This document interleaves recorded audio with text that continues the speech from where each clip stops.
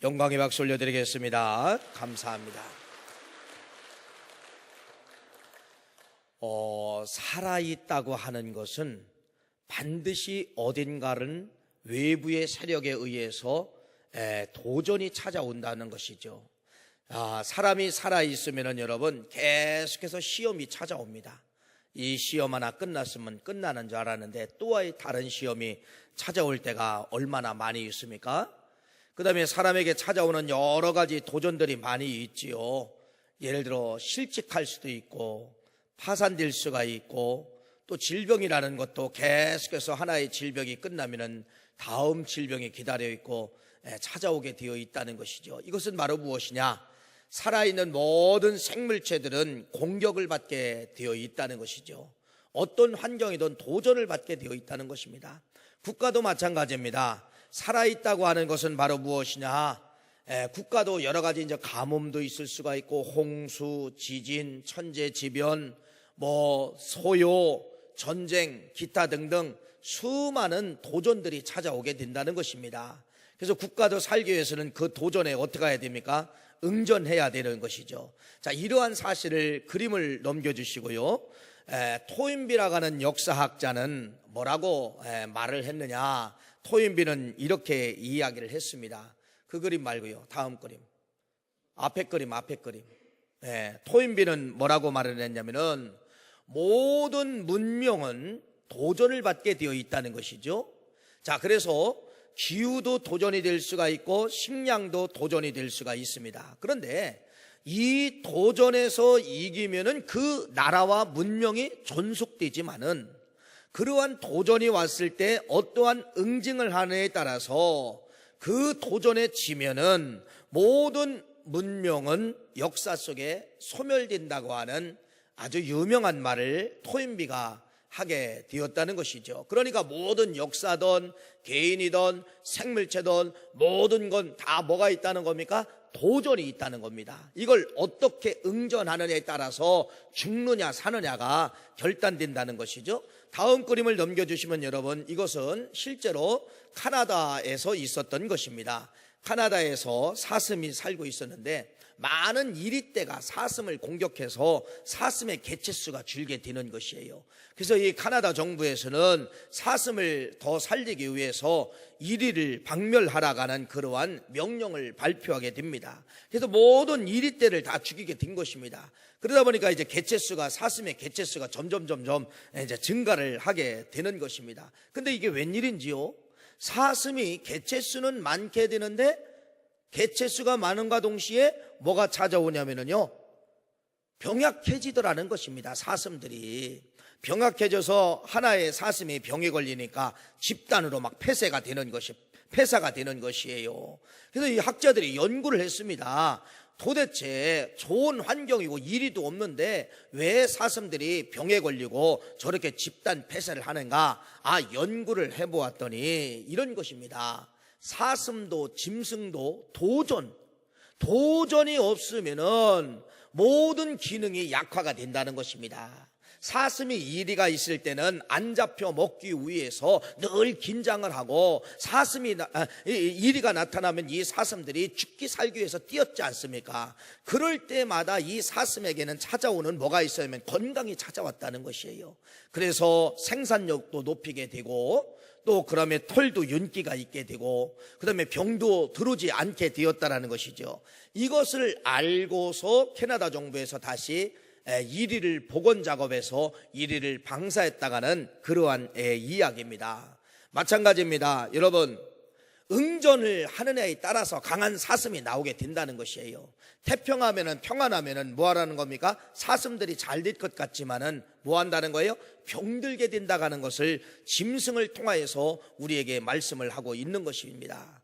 건강하고 좋은 환경 속에서 좋은 것이 나오는 것이 아니라 열악한 환경 속에서 좋은 것이 나온다는 것을 말씀을 하고 있죠. 자, 이제 성경에 이제 이런 것이 증명되어 있습니다. 화면에 보시면은 여러분, 시편 119편 71절 말씀 한번 같이 읽겠습니다. 공안한 당하는 것이 내게 유익이라. 이로 말미암아 내가 주의 율례를 배우게 되었더라. 고난이 내게 유익이다, 이렇게 말씀을 하고 있습니다. 고난 고난을 통하여서 뭔가 삶의 에너지를 얻고 뭔가 새로운 삶을 영위하는 것이 인간이라고 하는 것을 말씀을 하면서 야고보서 1장 12절 말씀은 세상의 고난이 뭐라고 이야기하고 있죠? 읽어보세요. 시작. 시험을 참는 자는 복이 있나니 이는 시련을 견디어낸 자가 주께서 자기를 사랑하는 자들에게 약속하신 생명의 면류관을 얻기 때문이라. 저 고난은, 저 시험은 결국은 어디로 인도한다는 겁니까? 생명의 면류관을 받을 수 있는 길이라고 하는 것을 말씀을 하고 있습니다. 로마서 8장 18절 말씀입니다. 읽어보세요. 시작. 생각하건대 현재의 고난은 장차 우리에게 나타날 영광과 비교할 수 없도다. 이 고난을 통하여서 우리들에게 여러분 엄청난 하나님의 은혜와 복이 함께한다는 것을 말씀을 하고 있지요. 오늘 본문 말씀입니다. 욥기서 5장 17절입니다. 시작. 볼지어다 하나님께 징계받는 자에게 복이 있나니 그런즉 너는 전능자의 징계를 업신여기지 말지니라.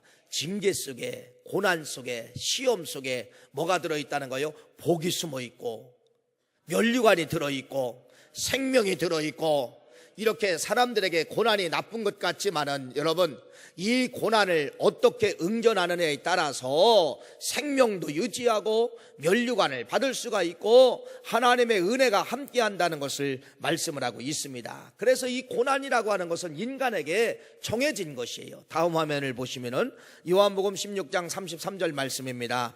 이것을 너희에게 이르는 것은 너희로 내 안에 평안을 누리게 하려 함이 아니라 세상에는 너희가 환난을 당하나 담대하라. 내가 세상을 이겼노라. 뭐를 갖다 준다는 겁니까? 너에게 평안을 갖다 준다는 것이 아니라 살게 하기 위해서 고난을 갖다 준다는 거예요. 평안을 갖다 주면 꼭 살 것 같아요. 여러분, 아까도 말씀을 드렸지만 카나다의 그 사슴들이 평안이 찾아오니까 잘 살고 좋은 번식력을 가질 줄 알았는데 이게 웬일인지요? 뛰지 않으니까, 긴장하지 아니하니까 뭐가 찾아오는 거예요? 병이 찾아오더라는 겁니다. 그 병이 여러분 집단을 다 죽이는 그러한 원동력이 되더라는 거예요. 늘 긴장하고 이리가 있을 때는 뛰고 그러니까 근육질이 좋아지고 털 윤기가 나고 그러다 보니까 병도 들어올 시간이 없어서 사슴들이 개체수는 좀 줄었지만은 건강한 사슴들로 만들어졌는데 그 사슴에게 응전이 없으니까 여러분 어떤 역사가 있다는 거예요? 다 폐사하게 되더라는 그러한 말씀입니다. 그래서 우리에게도 하나님이 말씀하시는 거예요. 너희들도 살기 위해서 뭐를 준다는 겁니까? 평안을 주는 것이 아니라 뭐를 준다는 거예요? 고난을 준다는 겁니다. 왜? 사람에게 평안을 갖다 주니까 뭐 하는 거예요? 사람은 결국 나태하게 되더라는 것입니다. 또 읽어보세요. 데살로니가전서 3장 3절 말씀 시작.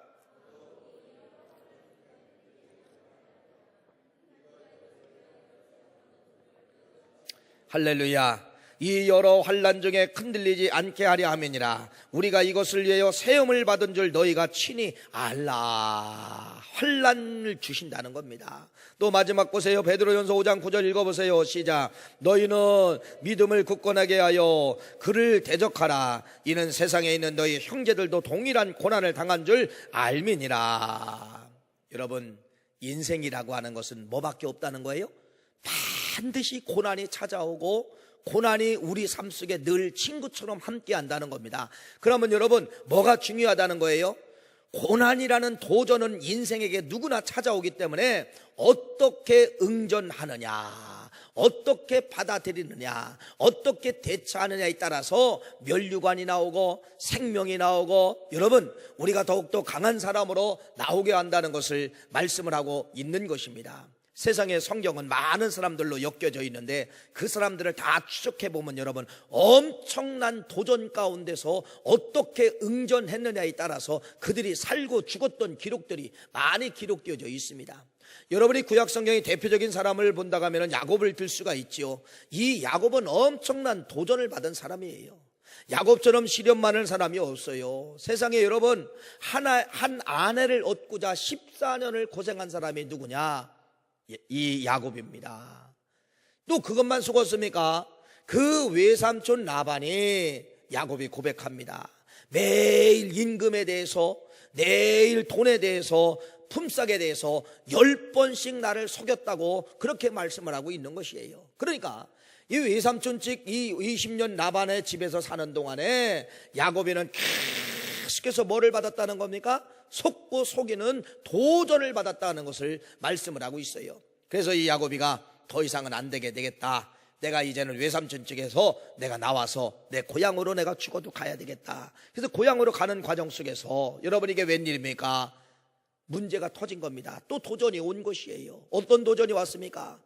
도망가는 야곱을 잡으러 오는 외삼촌 군대가 뒤에서 쫓아오고 있고요. 이게 앞에서는 어떤 소식이 들려오냐면은 이미 20년 전에 속은 이 형 에서가 야곱을 죽이려고 군대를 끌고서 여러분 야복강 쪽으로 향하여 오고 있다는 소식을 듣게 된 겁니다. 뒤에서는 외삼촌 군대가, 앞에서는 형의 군대가 여러분 진퇴양난에 빠지게 된 것입니다. 여러분 이때 야곱에게 엄청난 도전이 찾아왔습니다.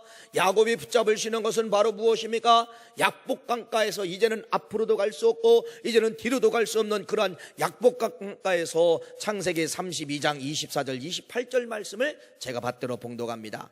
야곱은 홀로 남았더니 어떤 사람이 날이 새도록 야곱과 씨름하다가 자기가 야곱을 이기지 못함을 보고 그가 야곱의 허벅지 관절을 치매 야곱의 허벅지 관절이 그 사람과 씨름할 때에 어긋났더라. 그가 이르되 날이 새려하니 나로 가게 하라. 야곱이 이르되 당신이 내게 축복하지 아니하면 가게 하지 아니하겠나이다. 그 사람이 그에게 이르되 네 이름이 무엇이냐? 그가 이르되 야곱이다. 그가 이르되 네 이름을 다시는 야곱이라 부를 것이 아니요 이스라엘이라 부를 것이니 이는 네가 하나님과 사람들과 겨루어 이겼음이니라. 기도로 응전했다는 것입니다. 삶의 죽음의 고비가 양쪽에서 찾아왔지만은 야곱은 포기하지 않냐고 끝까지 기도하면서 여러분 씨름하는 것이에요. 환도뼈가 위골됐지만은 여러분 놔야 되는데 놓지 않냐고 나 죽어도 못 놉니다. 당신이 나를 복주지 않으면은 나는 절대로 놀 수가 없습니다. 여러분 이 야곱이 그렇게 모진 응전을 하게 되는 것입니다. 그래서 뭐라고 이야기합니까? 이제는 야곱이를 축복을 하는 것입니다. 네 이름을 이제는 야곱이라 하지 말고 너는 이제는 이스라엘이다. 네가 지금 내가 보니까 너 지금 하나님과 겨룬 건데 네가 하나님과 겨루어 네가 이겼느니라. 할렐루야. 기도로 응전했습니다. 기도로 응전했어요. 여러분 그랬을 때 인생 역전이 되잖아요. 어떤 역전이 됩니까? 죽음은 죽으리라고 그 약복강 강을 넘은 겁니다. 넘은 거예요. 이제는 야곱이 넘은 것이 아니라 이스라엘이 넘은 거예요.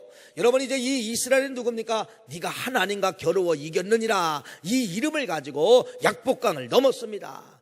약복강을 넘었는데 이게 왜입니까? 인생 역전이 되는 거예요. 형이 여러분 에서가 군대를 끌고 왔다가는 것은 이 야곱을 환영하기 위해서 온 것이 아니라 야곱을 죽이려고 온 것인데 이게 웬일입니까? 형이 마음이 싹 바뀌어진 것이에요. 그러면서 20년 만에 보는 이 야곱을 보고서 어긋맞고서 여러분 울었다는 기록이 창세기 33장 말씀에 기록되어져 있습니다. 기도로 응전했을 때 분노가 용서로 바뀌었습니다. 죽음이 생명으로 바뀌었다가는 것을 말씀을 드리는 것이에요. 그래서 이 야곱에게 찾아온 것이 바로 무엇이냐? 이 이스라엘이라는 이름은 여러분 축복권을 준 거예요. 축복권. 그래서 여러분 야곱의 10명의 자식과 그의 2명의 손주가 이스라엘 나라에 12기둥이 되는 것이 성경에 기록되어져 있지 않습니까? 맞습니다. 야곱이 수많은 도전이 있었어요. 위기가 있었어요.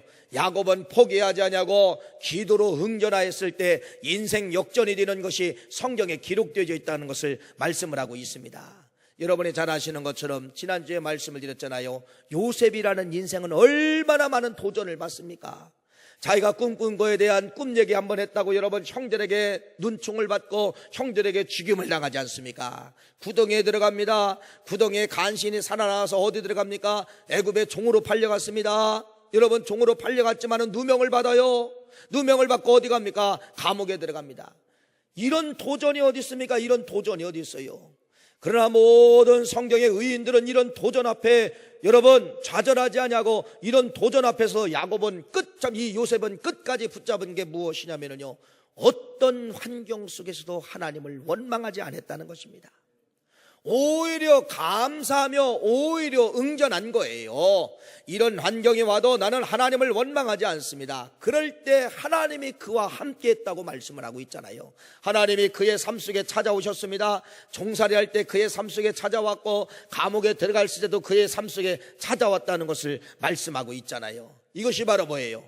여러분, 어떻게 응전하느냐?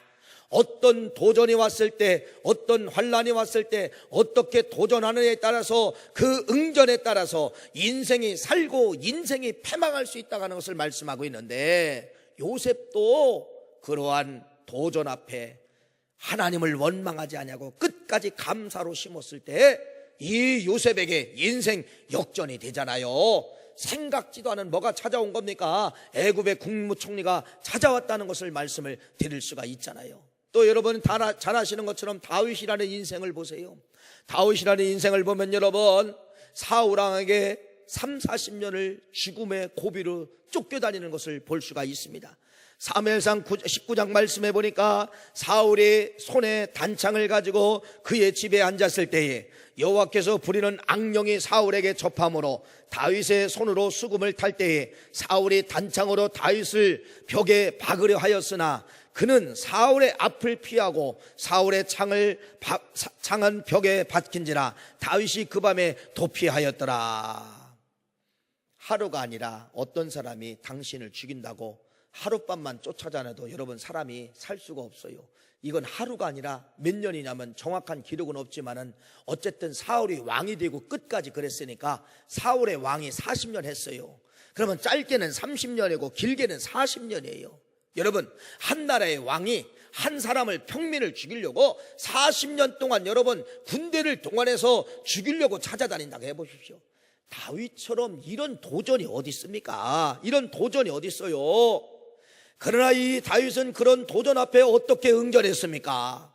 어느 환경 속에 숨어 있던지 빛만 가리워줘도, 비만 가리워줘도, 햇빛만 가리워줘도 그 속에서 감사를 하면서 하나님 살려주심을 감사합니다, 기도로 응전한 거예요. 기도로 응전해서 그 위대한 시편 말씀 대부분 보면은 사울이 고난받을 때 기록한 내용이에요. 고난받을 때 찬송했습니다. 고난받을 때 감사했습니다. 고난받을 때 하나님 더 붙잡고 하나님을 의지했습니다. 이 시편 내용을 보면 여러분, 그 엄청난 도전이 왔을 때 이 다윗은 어떻게 했다는 겁니까? 그 엄청난 도전 앞에 응전했는데 더 감사하고 더 매달리고 더 붙잡고, 여러분 이러한 역사가 나타나게 됨으로 말미암아 그러한 응전을 통하여서 나중에 위대한 이스라엘 나라의 두 번째 왕이 되게 되는 것이에요. 두 번째 왕.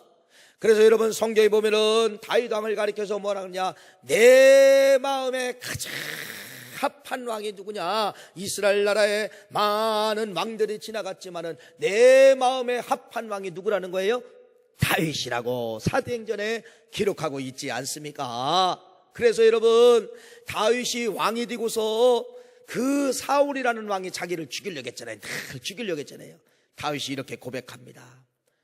사울이라는 왕이 있었기 때문에 내가 오늘 여기 위대한 왕이 될 수 있었다, 이렇게 고백을 하는 것입니다. 그래서 다윗이 왕이 되고서 이렇게 이야기합니다. 역대상 13장 3절 말씀해 보니까 우리가 우리 하나님의 궤를 우리에게로 옮겨오자 사울 때는 우리가 궤 앞에 묻지 아니하였느니라 하매, 이 말은 바로 무엇이냐면요, 다윗이 이걸 본 겁니다. 저렇게 하면 망하는구나, 저렇게 살면 망하는구나, 이걸 본 거예요. 어떻게 살면, 사울처럼 살면 망하는구나. 그래서 이 다윗이 고백하기를 뭐냐, 왕이 되고서 하나님의 법궤를 기앗 여아림에 있었는데 이 법궤를 나는 1번 모셔오리라. 그러면서 뭐라고 하는 거예요? 사울 때는 우리가 궤 앞에 묻지 아니하였느니라 하매, 이 말은 바로 뭐냐, 사울왕은 법궤를 모셔다 놓고 기도하지 아니함으로 저렇게 망했다는 것을 다윗이 고백을 하는 겁니다. 그래서 다윗이 나중에 왕이 되고 뭐 하는 거예요? 사울처럼 기도하지 않으면 죽는다. 그래서 나는 기도로 시작하겠다. 그래가지고 이 다윗이 첫 번째 왕이 되자마자 법궤를 모셔오는 것이에요. 여러분, 이렇게 수많은 도전이 있었지만은 이 다윗이 어떻게 살아났습니까? 기도로 살아났다가는 것을 말씀을 하고 있지요. 오늘 본문 말씀이 여러분 욥기예요. 욥은 잘 아시는 것처럼 욥기서 1장을 시작할 때 동방에서 최고의 부자였었어요. 그런데 여러분, 하루아침에 모든 물질이 다 사라졌습니다. 하루아침에 가정이 파탄이 납니다. 하루아침에 자녀들이 다 죽었습니다. 하루아침에 자기 몸에 이상한 병이 생기더니 욕창이 생긴 거예요. 여러분, 이럴 수 있습니까? 이러한 엄청난 도전이 찾아왔어요. 시련이 찾아왔어요. 어떻게 응전했습니까? 그러한 고난과 아픔과 가려움이 있어도, 자녀들이 죽고 물질이 다 없어지는 상황이 있어도 이 욥은 하나님을 원망하지 않았다는 것입니다. 친구들이 와가지고 속삭입니다. 야, 이 바보야, 그런 하나님을 욕해야 되지, 그런 하나님을 네가 찬양하고 있다니 이 바보야. 친구들이 와서 욥에게 계속해서 유혹해서도 이 욥은 절대로 하나님을 원망하지 아니하고 오히려 하나님을 경배했습니다. 그러면서 잘 아시는 말씀이잖아요. 욥기서 23장 10절 이런 말씀을 합니다. 그러나 내가 가는 길을 그가 아시나니 그가 단련한 후에는 내가 순군같이 내가 나오리라. 여러분, 얼마나 멋진 말입니까? 얼마나 멋진 말이에요. 그러면서 여러분, 이렇게 하나님을 원망해야 될 환경이지만은 원망하지 아니하고 오히려 감사하고 오히려 경외하였을 때 인생 역전되는 것이 욥기서 말씀에 기록되어져 있잖아요. 그 욥기서 여러분 42장이에요. 여호와께서 욥의 말년에 욥에게 처음 복보다 더 복을 주시니 그가 양 1만 4천과 낙타 6천과 소 1,000결이와 암낙이 1,000을 두었고 또 아들 7과 딸 3을 두었느니라. 1장과 비교해보면 42장과 1장을 비교해보면 딱 2배로 복을 더 받았어요. 2배로. 여러분, 죽어야 되지만은, 넘어져야 되지만은, 쓰러져야 되지만은 어떻게 응전했느냐? 욥은 끝까지 하나님을 원망하지 아니하고 하나님을 경외하고 하나님 앞에 찬양을 돌렸을 때 그까짓 거 시간 되면 간다더라. 이까지 고난 시간 되면 갈 것인데 이 고난은 나중에 나를 정금처럼 나오게 하는 보약이다. 긍정으로 바라봤어요. 긍정으로. 누가 이겼습니까? 누가 이겼습니까? 기도로 응전하고 긍정으로 응전하고 경외로 응전한 욥이 승리했다가는 것을 말씀을 드릴 수가 있습니다. 신약 성경에 보면 여러분, 사도 바울 보세요. 얼마나 도전이 찾아왔습니까? 감옥에 들어가지요. 복음 때문에 감옥에 들어가지요. 복음 때문에 우겨쌈을 당하지요. 복음 때문에 죽을 고비를 넘기죠. 복음 때문에 대장의 매를 맞지요. 복음 때문에 파선되지요. 복음 때문에 강도의 위험을 당하지요. 여러분, 이러한 엄청난 도전이 찾아왔지만은 바울이 이 정도 되면 포기해야 되잖아요. 바울이 이 정도 되면 여러분, 하나님을 원망해야 되잖아요. 그런데 이 바울도 어떻게 응전했습니까? 그 고난 속에 감사하며 찬송하며 할렐루야, 찬송할 때 옥문이 열리는 역사가 나타나게 된 것이에요. 감사할 때 죽음의 고비를 넘어가게 된 것이에요. 우겨쌈을 당했지만은 여러분, 성령의 도와주심으로 말미암아 피할 길을 예비하게 주신 것입니다. 이렇게 수많은 도전이 찾아왔지만은 어떻게 응전하느냐에 따라서 바울에 의해서 여러분 소아시아 교회가 살게 되고 바울에 의해서 여러분 유럽에 있는 모든 교회들이 탄생되는 그러한 역사가 나타나지 않았습니까? 이것을 토인비가 설명을 하는 겁니다. 자, 다음 그림을 넘겨주세요. 자, 토인비가 뭐를 설명했냐면은 세계에는 4대 문명이 있잖아요. 4대 문명. 이 4대 문명은 좋은 환경 속에서 문명을 만들어내지 않았다라고 이야기하면서 이집트 문명을 먼저 설명을 하고 있습니다. 이집트 문명이 어떻게 나오게 되느냐? 북아프리카와 그 다음에 남아시아의 기후가 갑자기 이상기후가 된 것입니다. 그래서 이 기후가 건조한 기후로 우기가 다 없어지고 1년이 가도 비가 안 오는 거예요, 이 지역에. 그래가지고 계속해서 몇 년 동안 수십 년 동안 살아가면서 사막화가 된 겁니다. 전 지역이 북아프리카와 남아시아의 사막화가 되면서 이때 세 분류의 사람이 등장을 하더라는 거예요. 첫째는 어떤 분류의 사람, 은둔형, 그냥 그 자리에 정착하며 앉아서 수렵 생활하는 사람이 생기게 되고, 두 번째는 기후가 이동하는 거에 따라서 기후를 쫓아가서 수렵 생활하는 사람이 있게 되고요, 세 번째는 어떤 사람이 등장을 하게 되느냐, 이들은 새로운 정착지를 따져서 이동하게 되었다는 것입니다. 근데 먼 날 이제 통계를 내본 거예요. 1번, 그냥 그 자리에 정착한 사람들은 시간이 지나다 보니까 다 전멸됐다는 것입니다. 2번, 그냥 기후 따라 간 사람들은 얼마 못 가서 유목 생활을 지금도 하고 있었더라는 것이에요. 그러나 3번, 여러분, 이들이 그러한 엄청난 기후의 도전이 왔지만은 응전했습니다. 어디로 응전을 했냐면은 강줄기를 찾아간 것이에요. 그것이 어디냐면 나일강입니다. 나일강을 찾아가서 그들이 역사를 만들어내는 것이에요. 다음 그림을 넘겨주세요. 나일강이 찾아왔습니다. 세 번째 분류 사람들이 이 나일강에 찾아왔는데, 여러분, 강이 있다고 해서 좋습니까? 아니에요. 독사들이 우글거려서 많은 사람들이 농사 짓다가 독사들에게 물려 죽는 것이면, 이런 열악한 환경이 어디 있습니까?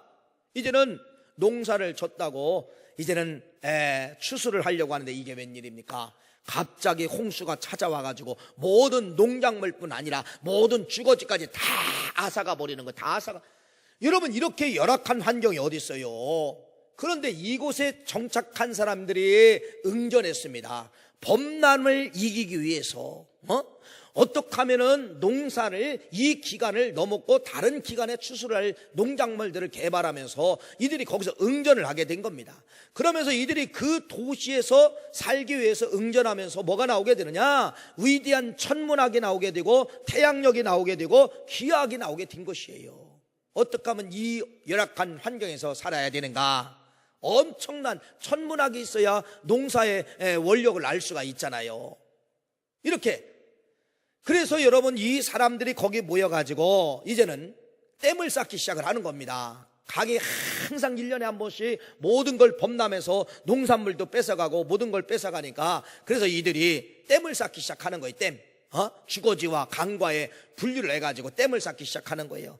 댐을 쌓기 시작하면서 연구를 한 겁니다. 수레를 만들게 되고 그 엄청난 돌들을 날리기 위해서 도로를 만들게 되고, 그래서 나중에 이들의 그러한 정신을 가지고 피라밋을 만들게 되는 거예요. 피라밋. 여러분, 이 문명을 가리켜서 뭐라고, 어떤 문명이라고 이야기하죠? 나일강 문명, 이집트 문명이라고 이야기를 합니다. 어떻게 응전하느냐에 따라서 하나의 민족을 만들어낼 수가 있고, 어떻게 응전하느냐에 따라서 하나의 민족이 사라질 수가 있다고 하는 것을 말씀하고 있는데, 이들은 강줄기에 와가지고 어떻게 응전했습니까? 강과 싸워 이기는 응전을 한 겁니다. 비와 싸울 수 있는 응전을 한 거예요. 물과 싸울 수 있는 응전을 함으로 말미암아 그 위대한 4대 문명 중에 하나인 이집트 문명을 만들어낸 거예요. 그래서 거기서 글자가 나옵니다. 수학이 나옵니다. 이런 모든 것이 문명 속에서 나오게 되었는데, 그냥 나오게 된 것이 아니라 열악한 환경에 와가지고 어떻게 응전하느냐에 따라서 위대한 4대 문명 중에 하나인 이집트 문명을 만들어낼 수 있었다는 그러한 말씀입니다. 마지막으로 다음 그림을 넘겨주시면은, 여러분, 이 새는 어떤 새냐면은요, 도도새예요. 도도새. 아프리카 섬에 있는 건데, 마다가스카르 그 섬에 보면은 하나의 조그만 섬 하나가 있는데, 그게 모리셔스라는 섬이 있어요. 모리셔스. 그런데 이 모리셔스에 이 새가 있는데, 이 새는 여러분 천적이 없는 거예요. 천적. 섬이 얼마나 좋은지 외부적 환경이 누구도 여기를 돌았던 흔적이 없기 때문에 이 새들이 여러분 천적이 없는 거예요. 천적이 없으니까 날릴 이유가 있어요, 없어요? 날른다고 하는 것은 뭐 먹이를 찾으러 날리는 것도 있지만은 누가 공격해오면 도망가는 거 아닙니까? 천적이 없으니까 이 새들이 시간이 가다가 보니까 날개가 없어지기 시작한 겁니다. 날릴 이유가 없으니까 날개가 조그맣게 된 거예요. 날개가 없어진 거예요. 그런데 1507년도 포르투갈이 이 섬을 점령하기, 이 섬을 찾게 된 거예요. 이 섬을 찾게 되는데 사람이 왔는데도 이 도도새가 사람 앞에서 끼우뚱 하는 거야. 처음 보니까 신기한 거야. 이 새가 사람을 보니까 신기한 거야. 난생 처음 보지 못한 이상한 것이 들어온 거야. 그러니까 이 도도새가 끼우뚱 한 거야. 그랬더니 이 포르투갈 사람들이 그냥 손만 잡아서 잡아먹으면 돼요, 안 돼요? 된단 말이에요. 그래서 포르투갈 사람에 의해서 이 도도새가 남획이 되어서 180년 만에 모든 새가 다 없어진 거예요. 다 없어졌어요. 박제도 없대요, 박제. 저 사진밖에 없대요. 오직 그림으로 볼 수 있는 사진밖에 없다는 것입니다. 이게 무슨 말입니까? 도전이 없으면, 천적이 없으면 좋을 것 같은데 생물도 천적이 없으니까 뭐 하더라는 거예요? 멸종되더라는 것입니다. 없어진다는 그러한 말씀이에요. 그래서 하나님이 우리 인생을 그렇게 만든 거예요. 고난이 오게 만들고 고난을 이기게 만들고 또 끝나면 고난이 오게 만든 건 바로 뭐냐? 사람을 뭐하게 위해서? 살게 하기 위해서 고난이 찾아오게 되었다는 그러한 말씀입니다. 여러분, 도전, 어떤 외부적인 환경이 왔을 때, 그런 도전이 찾아왔을 때 어떻게 응전하느냐에 따라서 죽느냐, 문명을 만드느냐, 문명이 사라지느냐, 위대한 역사가 시작됐다고 하는 것을 말씀을 드렸잖아요. 전도, 거꾸로 한번 해보세요. 전도 뭐예요? 도전. 맞습니다. 전도가 도전이에요. 여러분 여기 앉아 계시지만은요, 목사도 마찬가지. 전도 좋아하는 사람 없어요. 성경에 하라고 하니까 그냥 어쩔 수 없이 하는 거지, 내 마음에 우러나서 전도 좋아하는 사람 없습니다. 왜? 우리의 평안함을 뺏어갑니다. 나오라는 거예요. 그 시간에 나오라는 거예요. 우리의 시간을 뺏어갑니다. 우리의 열정도 뺏어갑니다. 여러분, 전도 우리의 모든 편안함을 뺏어가요. 그런데 잘 보십시오. 내가 편안하면 잘 될 것 같으죠.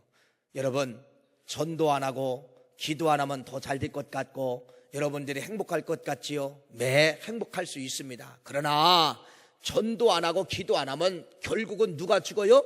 영이 죽더라는 것입니다. 이 전도는 시스템이에요. 20시간 릴레이 기도해야 됩니다. 사순절 새벽 예배를 깨워야 됩니다. 그러다 보니까 여러분, 이렇게 내가 응전하는 거예요. 전도 앞에 응전하는 거예요. 응전하다 보면 누가 살아요? 누가 살을까요? 다 내가 살게 되어 있다는 겁니다. 그래서 내가 살면 뭐가 살게 되는 거예요? 교회가 살게 되는 것이에요. 성도님들 잘 알아들으십시오.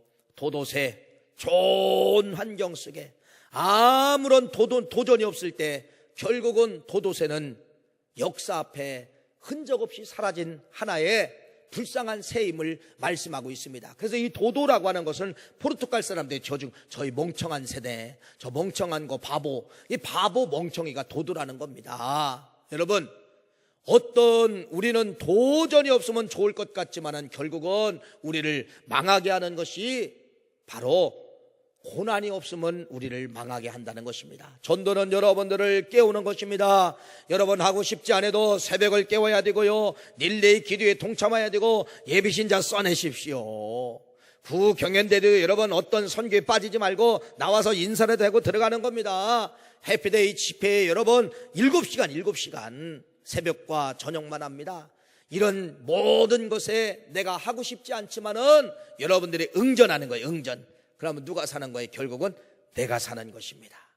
편안해서 도도새의 운명을 가져오지 마시고, 여러분 우리 인생은 어떤 것인지 도전이 찾아오게 되어 있는데 잘 응전하여서 문명을 만들어냈던 것처럼, 잘 응전하여서 면류관을 소유하였던 것처럼 우리 구월교회 모든 성도님들이 잘 응전하여서 하나님의 면류관을 받는 우리 복된 인생 되시기를 간절히 축복합니다.